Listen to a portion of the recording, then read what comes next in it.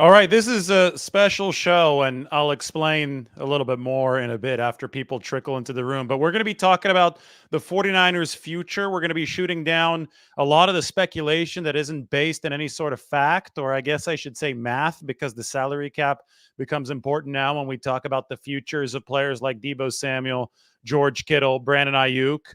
And we might close down the studio today. This one right here. This is the San Francisco studio. At least it was for the 2023 season, heading into the playoffs in the calendar year 2024. But I'm going to be flying out today. And the next time that we do a show in San Francisco, we'll see where it's at. The stadium might close. We might have a new stadium by the time that the next season gets rolling. Nothing is ever guaranteed. Don't even know if we're going to be alive next week. So, for sure, this is going to be the final ride with Joe Montana right here. The famous Joe Montana statue made its way onto the scene this season.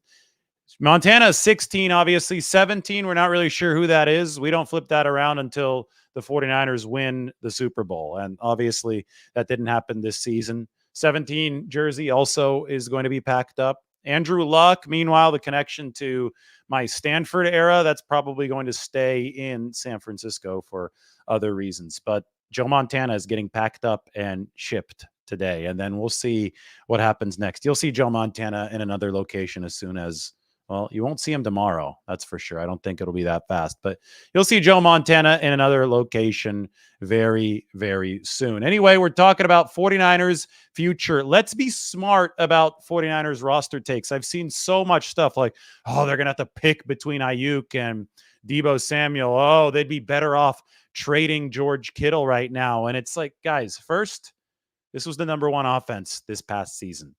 Emotional takes based on one game where the offense didn't play all that poorly in the Super Bowl. The offense wasn't at its best, but they still went toe-to-toe with Patrick Mahomes and the Chiefs. I mean, let's keep things in perspective. This was a hard-fought Super Bowl. Two teams. It was a slobber knocker. It was a 15-round prize fight. The 49ers landed some punches. The Chiefs landed some punches. Either way, nobody remotely intelligent would be suggesting for the 49ers to blow everything up and start over. This was the number one offense by a lot. It did so much good stuff to get them in position to win the Super Bowl. And it's just a matter of time before the 49ers are able to kick that door down. Every single person who knows football, who understands the process of things, what it takes to build a championship team, every single person that I've talked to in that regard agrees. And, I prepared a few things here for you. First off, maybe as just an overarching big picture look at things, don't forget what Bill Walsh said. This is from his book, and a coach actually sent me this.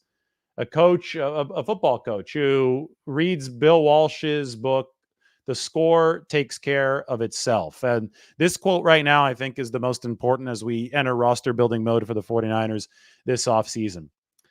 Conversely, when you or the organization fall short of the goal, the letdown can be so severe that you're blinded to substantive information indicating that success may be closer than you would imagine. You're blinded. Sometimes you're blinded by anger, by frustration. This obviously is happening to 49ers fans right now. I see a lot of it on social media. But the hope would be that the 49ers leadership is not blinded to how close they were. The truth of the matter is that the 49ers have a ready-made roster to win a championship right now, and they just need to push it across the finish line. They were good enough to win this year if a couple different breaks had gone their way. What you want to do moving forward then is be critical of the areas that can improve the most, improve those areas, and then lessen your dependence on luck moving forward.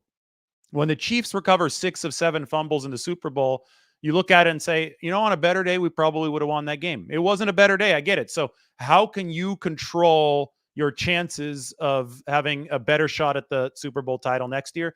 Well, you look at the areas that made the game closer than it had to be if you're the 49ers, and you set out to improve those. The biggest need for improvement for San Francisco, and this is not just my opinion, this is what the data says. The weak point of this football team was the offensive line. Brock Purdy delivered historically good efficiency despite a pass protecting unit that ranks somewhere between 20 and I would say 27, 20 to 27. Bottom third of the National Football League.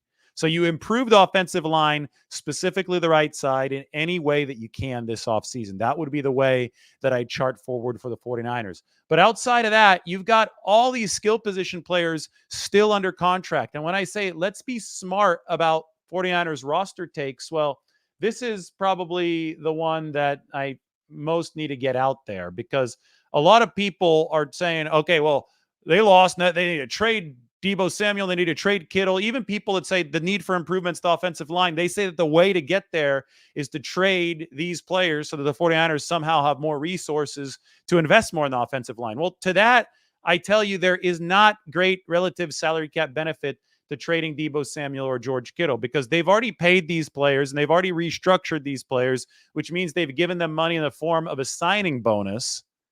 And that means that the cap impact is already guaranteed to the 49ers. You can't just trade away money that you've already paid Deebo Samuel or George Kittle. So for anybody that's going out and suggesting that this is some kind of awesome option for the 49ers as far as freeing up space, you can send them this. If you traded Deebo Samuel, it would incur $21.8 million of dead money, and it only save you $6.8 million of cap space for 2024. If you traded George Kittle, it would rack up $18.9 million of dead money, and it only save you $3 million. So if you traded both of these guys, $9.8 million or about $10 million saved on the salary cap, which isn't a whole lot. I will add this. The 49ers cap situation is not dire for this 2024 season. You guys know that I make these cap charts. I made this one already last season. It was the 2024 version of the salary cap. Most people are looking at 2023. Well, it's time to turn the page. I still haven't fully updated this. I have to add some players that the 49ers have put under contract, but it's not going to change all that much. As you can see, $39.2 million over the cap before carryover. Well, guess what? They carry over the $38 million that they didn't use in 2023. So all of a sudden, the 49ers are going to be right at about the limit. We don't know what exactly the cap size is going to be here in 2024. There's going to be a range. It's going to be tied to NFL revenue. As soon as we know the cap size, I'll be able to finish this sheet right here. I'll be able to give you guys the interactive roster builder that I am able to make every year. You'll be able to play around with the numbers, but just know that the cap situation is not dire for 2024. Where it becomes really interesting is 2025 because that's when the 49ers probably are going to have to pay Brock Purdy. And that's why Brock Purdy is the fulcrum of everything that's going on for the 49ers. You build a very strong roster around the quarterback on the rookie deal while he's on the rookie deal. Then you hope that he develops the seasoning to be the guy that can carry you both financially and on the field. And I think he's already carried them plenty on the field, but you hope that he can be the centerpiece of things so that even after you pay him a lot and you may not be able to retain everybody on the roster around him, he is the engine that keeps things driving. The New England Patriots over the years, great example of this model. Early on, Tom Brady was carried by his defense and his running game. I mean, at a level that people who are naysayers of Brock Purdy right now probably would be shocked if they went back and looked at it. But Brady, as he got reps, as he got championships under his belt, games under his belt, he turned into the lethal passer that we knew him as over the back half of his career. He developed over the front half of his career to develop into the lethal weapon that he was over the back half of his career. And then obviously he got paid. And I think Brady took some discounts over time, so the Patriots were still able to shuffle a good roster around him. But the point remains the same. Brady became a more valuable asset as time went along.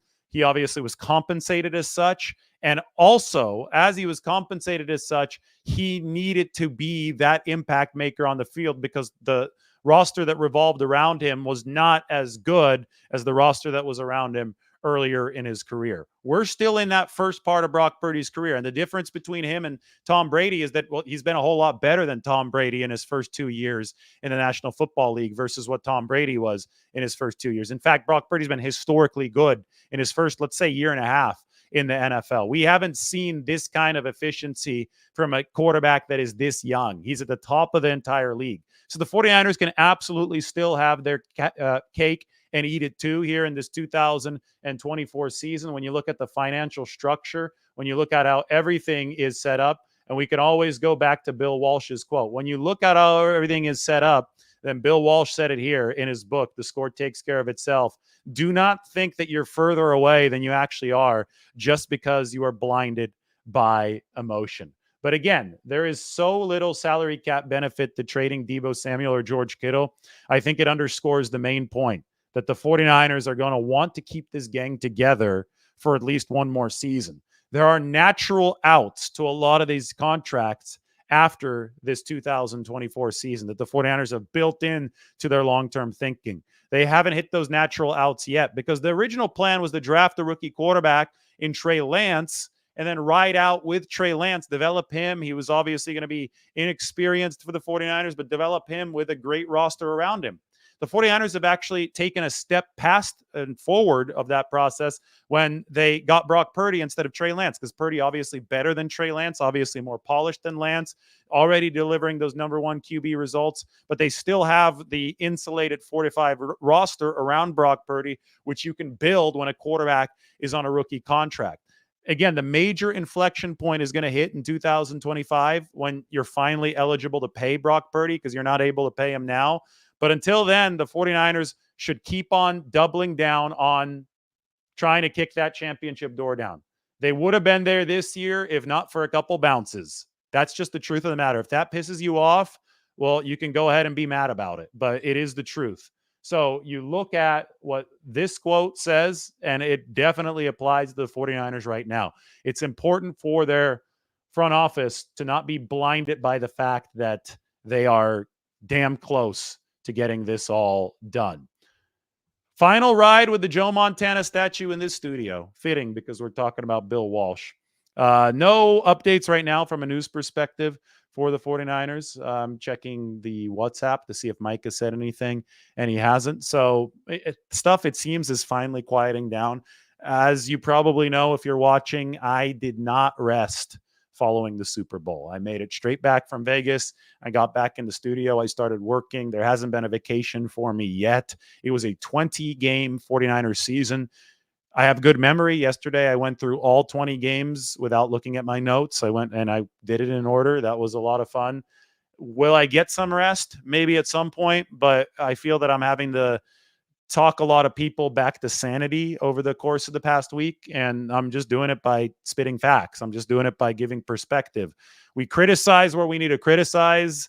We give perspective everywhere, and we paint the actual picture of things. There's just been so much emotion. And I get it. The 49ers lost the Super Bowl, so that's going to be an emotional thing.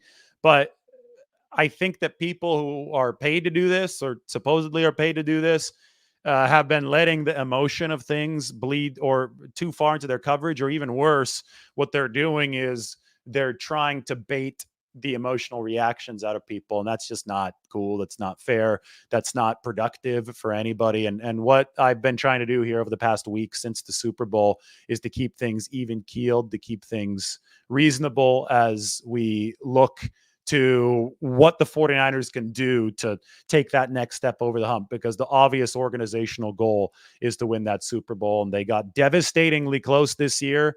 I've talked about it so many times already this week, being in that locker room. There are very few of us media allowed in the locker room at the Super Bowl. I was one of them there at the end, and the visceral emotion that I experienced in that room is something unlike anything I've ever experienced before. And I've told you about my interactions with Nick Bosa. I've told you about my interaction with Spencer Burford. I told you how devastated Christian McCaffrey was in that room. Trent Williams, I talked to him. My job is to be the intermediary. I'm supposed to report and bring you not only what the X's and O's on the field are, and I think we do a really good job of that, but I'm supposed to be there, boots on the ground, talking to the players, giving you the perspective that you can't get anywhere else. And I'll tell you what, that locker room was there was a devastated feeling in there of meaning. It was full of meaning. You can cut a knife through the combination of tension and sadness and just despair in that locker room. And when you can cut a knife through anything invisible, that means there's energy there.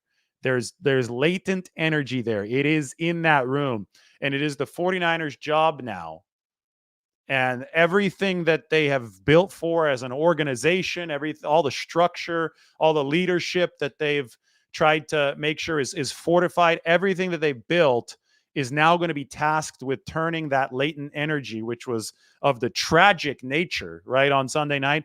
They need to turn that energy into productive fuel for the fire moving forward so they can go and kick this door down. Steve Young said just as much yesterday. They've got to climb the mountain again, and they got to find a way to rip it from bloody hands this next time. And Steve Young has done it before. Steve Young has seen the disappointment of the 1990 season, followed by the 91 season, which was a train wreck where the 49ers didn't make the playoffs, to 92 and 93, losing twice to the eventual champion Cowboys. He knows the torment, but he also knows that negative energy, that sadness, that anger, whatever you want to call it, that can be converted and used as currency to fuel for the next step, to take that next step and kick the door down.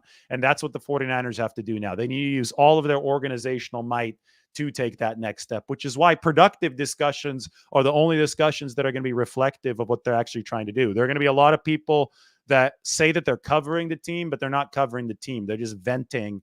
They're just like venting like emotional fanboys on the internet. And it's going to take intelligent discussion. It's going to take taking pages out of Bill Walsh's playbook if you're the 49ers. It's going to take making the moves that are actually necessary for this team to reduce its reliance on luck moving forward. Because they're good enough to win this year with the appropriate amount of luck. You got to make that needed amount of luck a little bit smaller. So fitting that this is the last ride with the Joe Montana statue in the studio. Possibly. I put the question mark because who knows what the studio is going to be next year. Maybe we'll be back in this same spot. This spot has treated us well through the 20 games of this season. There's going to be a lot of travel this offseason. I know I'm talking about, wrapping things up right now, and don't worry, I'm not going to ever finish doing shows wherever I'm at. We're going to be talking the 49ers. But to me, it feels like the season is ending right now because I had so much work and so much contextualization to do in the week after the Super Bowl. It didn't end with the final whistle for me. There was a whole lot to do, and I trust that I've done the job well. But finally, I get a chance to change scenery, to unplug, to chill, and it'll be good. I think my wife will be waiting for me at home, so that's going to be good as well. But I'll answer your questions. I just wanted to make sure that we got a good show in here where I discredited some of the stuff that was already bad out there right now. Let's get some good 49ers roster takes. And, why don't we open up the 49ers Q&A? Right there.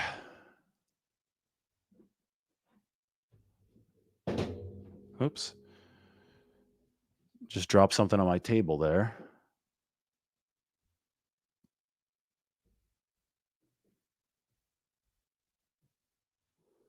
Do the 49ers play at Tampa next year? I guess I'll see you in Tampa. Last time I was in Tampa, I didn't sleep the night before the game. I ended up at jail. Not in jail. I was in the jail, but I wasn't like captive in the jail. That was the Reuben Foster situation, and I was reporting from jail. Made it to the game for the third quarter, maybe the fourth quarter. The game wasn't worth watching anyway. CMC ya later. I love that screen name. Brock is indeed just getting started. Yet the 49ers offensive line was definitely not ranked well this year. And Brock Purdy put up a hell of an MVP case. Lamar Jackson, his numbers weren't much better than Tyrod Taylor's in 2015. I saw a comparison side by side the other day. The MVP look this year just wasn't objective at all. It was based on a game. It was based on that Christmas game, which was hyped as an MVP bowl, where the MVP should have been a season-long award, not a one-game-long award. Brock Purdy does get a full off season now. That is big. That is very big for him. Would Trent Williams entertain restructuring? I think anybody would entertain restructuring because all it does is converts base salary to a signing bonus. It's not a it's not a pay cut. Restructure is not a pay cut. All you do is shuffle money around, and players are typically amenable to it. It depends on who you want to restructure, though. Williams is 35. McCaffrey plays running back. Generally, you don't want to push money too far ahead for guys who at some point might either retire or decline. Williams just naturally, we're looking at him at age 35. You don't want to be paying a massive dead money bill on Trent Williams if and when he does retire at some point in the next couple of years, if that does happen, right? So yeah, there is potential for restructures with San Francisco, but they've got to be smart about where they restructure. And I'll go back and I'll say this: the salary cap situation is not dire for 2024. Oh, there's going to be major movement after 2024 just due to necessity of the Brock Purdy contract and how the 49ers can fit that. And that's a bridge that they'll cross at that point, though, right? There's not much they can do at this point to prepare for that bridge because of this. If you executed any cost saving maneuvers right now, you wouldn't relatively be getting much bang for your buck if you were the 49ers. That's just the look at it. But I think there's going to be a lot of inflection points after this next season.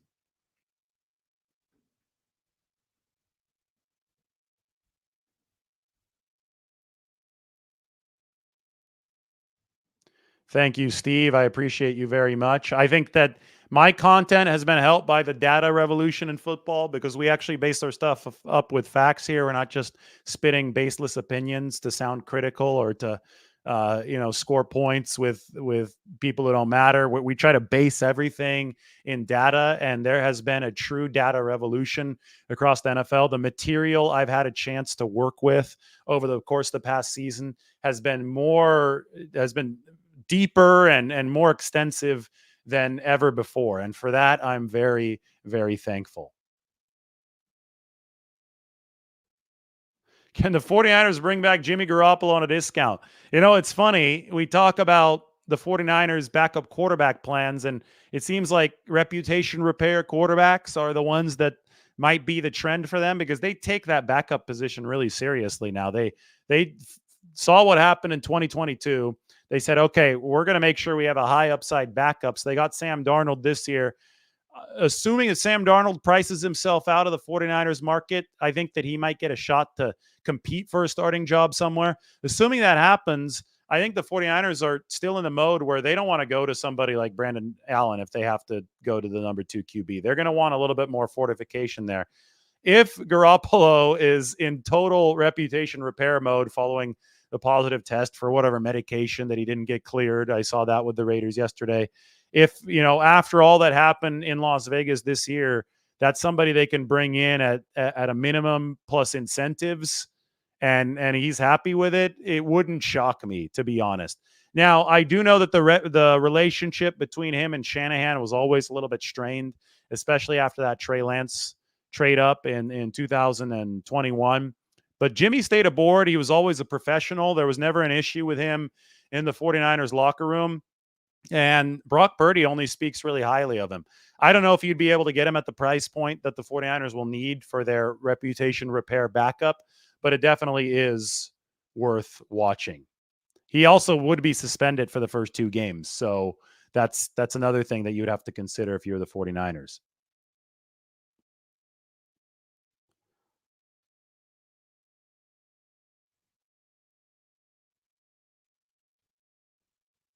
Thank you. I appreciate you, Stewart. We're going to hopefully a lot of appearances on Eisen and McAfee over the course of this offseason. But first, we need some rest. But I do appreciate the nice words. Yeah, Aziz Al-Shire might be a possibility for the 49ers to bring back. I didn't want to talk about that too soon because first we got to make sure that Dre Greenlaw's surgery went well and all that. You don't want to turn into the machine-like cycle of the NFL. These guys are humans, and Dre Greenlaw's a heartbeat to this 49ers team. So important. But Aziz Al-Shire was out there with him in the linebacker breakdown before the Green Bay game because his season with Tennessee had already finished. And this might be a chance to bring Aziz back into the fold if you're the 49ers.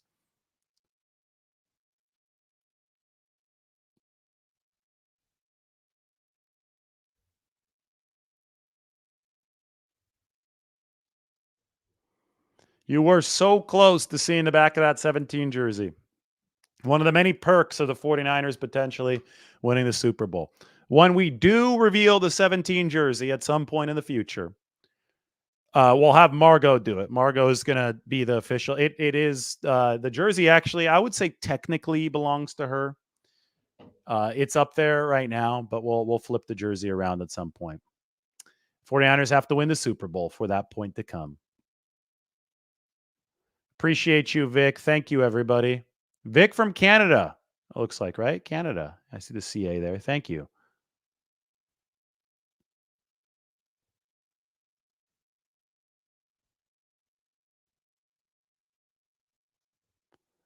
The chances of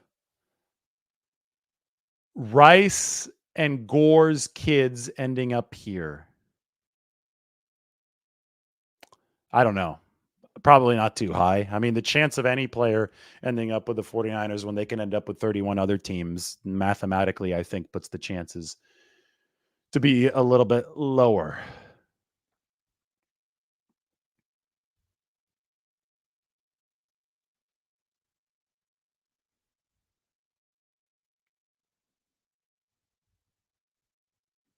Juwan Jennings did make his voice heard. What a long way we've come since I went out to Juwan Jennings football camp. You guys remember that?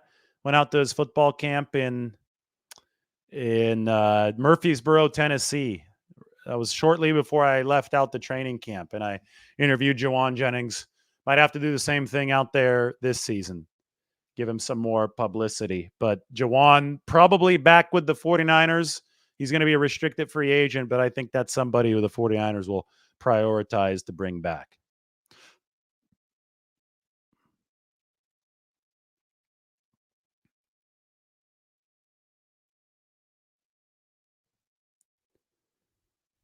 I would expect the 49ers to hire a defensive coordinator probably over the course of the next 2 weeks. I don't think that Kyle Shanahan will be at the combine. I think he'll be finalizing the coaching staff at that point, including the defensive coordinator. If he needs to meet with somebody at the combine, maybe he'll be there.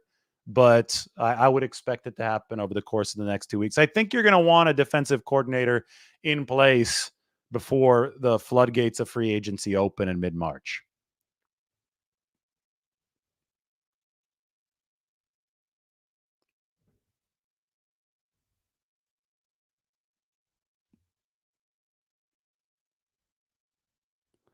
Jennings is clutch. Brock Purdy has been clutch as well. That's for sure. Juwan Jennings is, I mean, it's a guy that you want on your football team, especially given the style that the 49ers play with.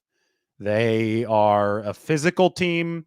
They love to run the ball. They love to get under your skin, and they need to make those passes count. And I think Juwan Jennings, he's such a good route runner. He's got great hands, and obviously he blocks like there's no tomorrow. With Juwan, they could either give him the first round tender, which would be 6 million, second round tender about 4 million, right of first refusal about 2.5 million.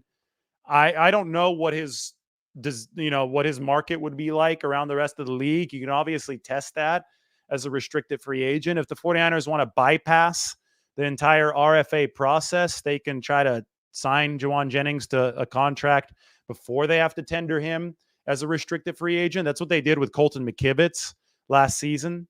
So it just depends. Sometimes it's a little bit of a game of chicken. Juwan Jennings can say, no, I'd rather see what the open market has for me, slap that tender on me, right? I want that tender instead of signing a contract with you. I don't know where that's going to lie. The 49ers might say, hey, Juwan, we think that you're more valuable to us than you would be to another team. Take this offer first. And Jennings can say, no, I still want to see what the market's going to look like. But at any point, they can finalize a contract if both sides agree to it.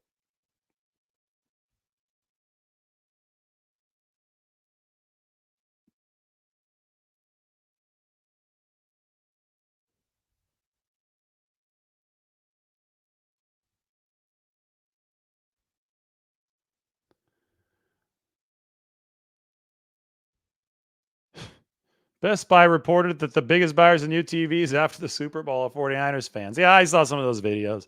Anytime a team loses a big game, you could count on, you could type in team name, fan breaks his TV. In the case of the Cowboys, shoots his TV. There's a video of a Cowboys fan shooting his TV on on Facebook or Instagram or wherever you can go on the internet. That was crazy. I think that was after the 49ers beat them. Don't shoot your TVs. I'm not advocating for that. Although I do advocate for you smashing the like button.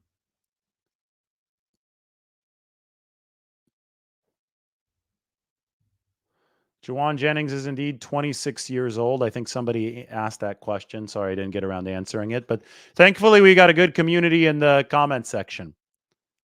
As far as the 49ers defensive coordinator goes, I've talked about this. I've listed prototypical candidates.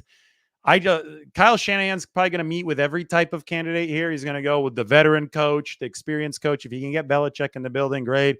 He's going to meet with somebody like Aaron Curry, I guarantee you, because he wants that linebacker fulcrum. At this point, I'm just going to let the process play out. I think nobody knows because Shanahan has said that he can go in any direction here. He prefers to keep the scheme, but it doesn't sound like he's married to it. If he does go with somebody that's outside of the family, I think he's probably going to give him more autonomy than he gave Steve Wilkes because the fit just didn't work this past year, right? So I think that he'd rather have something where the fit works with what has worked for the 49ers. But sometimes it's tough to get exactly what you want. So I think that's why Shanahan is keeping his options open.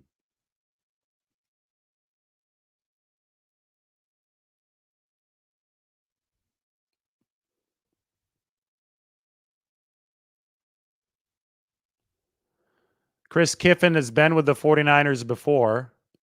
So that could be somebody who has some experience who's been there, yes. But there's so many possible names, guys. And everybody's going to try to be sounding smart by tossing out names. And to me, it's just kind of exasperating. Let's just wait to see who the 49ers hire. Let's wait until some reports start coming in, at least with interviews, then go for there. From there, offseason schedule, I'm going to be headed to the NFL Combine in Indianapolis, where it's currently snowing on NBA All-Star Weekend. I'm going to be headed there in about a week. So it's going to be quick for me. So I get a few days of rest, then the Combine, and then we're off and rolling with offseason. It's the Combine first.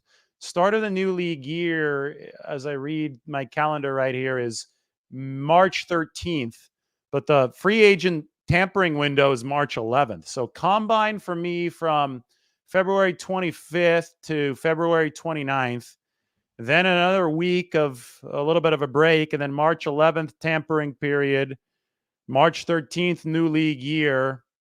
I'll be doing some skiing in March. And then the NFL owners meetings, March 25th to 27th. Maybe Europe, maybe Japan on the docket for me travel wise. Just have to decide what I want to do. And then obviously OTAs, all that good stuff. And the NFL draft is going to be on April 25th to 27th. So a busy off season is ahead of us, and it's creeping up on us really quickly because the 49ers played so deeply into this year. The first thing that we could probably talk about is the 49ers pending free agents. Talked about Jawan Jennings being a pending restricted free agent. Here are the pending unrestricted free agents. I wrote about this on The Athletic yesterday. I'll go ahead and retweet this. Maybe I'll toss it into the comment section, but go ahead and check it out. We look at the guys such as Javon Kinlaw, Chase Young. They want Chase Young back. I know that, but I don't know if he priced himself out with the way that he played in the Super Bowl. Kinlaw is going to be interesting as well.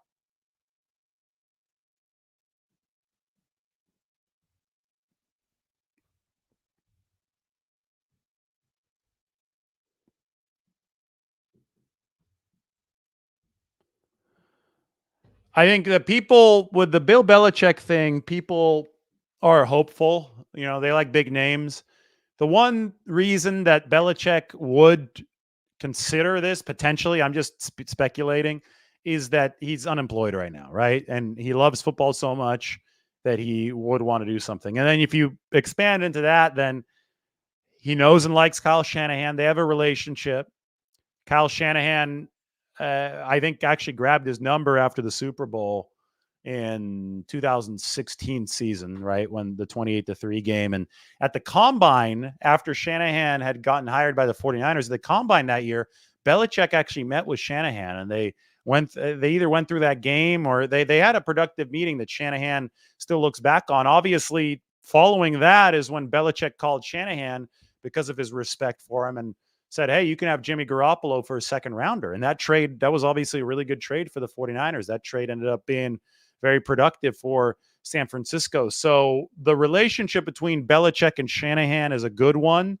And for that reason, since Belichick is unemployed, I mean, who wouldn't want to work with a defense that was the number one defense talent-wise last season, 2022? Steve Wilkes was not able to guide it to those heights, but I would think that somebody like Bill Belichick would see the talent, would see Nick Bosa, Fred Warner, Charvarius Ward, Javon Hargrave. He would see that talent and say, hey, yeah, I want to coach it. And then that could get him back into the head coaching game if he does a good job, right? The next season, something would definitely open up for Bill Belichick, and he wants that all-time wins record. And maybe on his way out, he'd be able to hire some of the 49ers offensive assistants, be able to develop some relationships in the building and poach some guys. So it could make sense from Bill Belichick's perspective. Now, if there's ego involved and he doesn't want to do it for that reason, I would get it too. I mean, it's a 6-time Super Bowl winning head coach, doesn't want to be a coordinator. But I think that the reasons I just outlined make it one of those things where you can't rule it out firmly with Bill Belichick.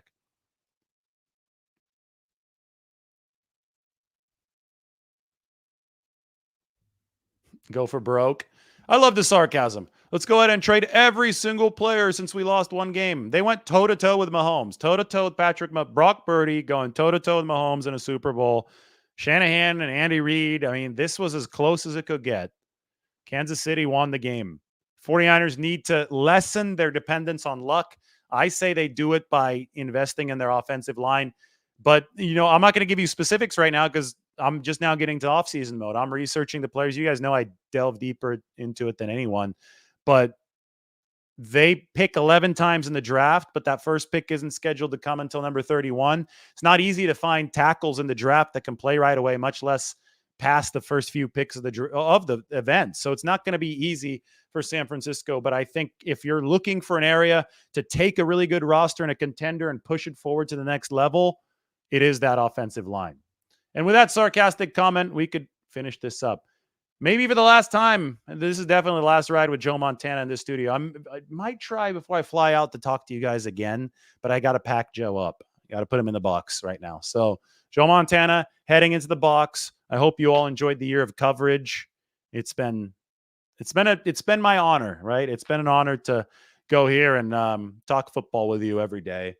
And it's not the last time. So it might be the last time in the studio. For sure, it is the last time with number 16, Joe Montana, behind us. All right, we'll talk to you all very soon. Thank you for being part of the ride.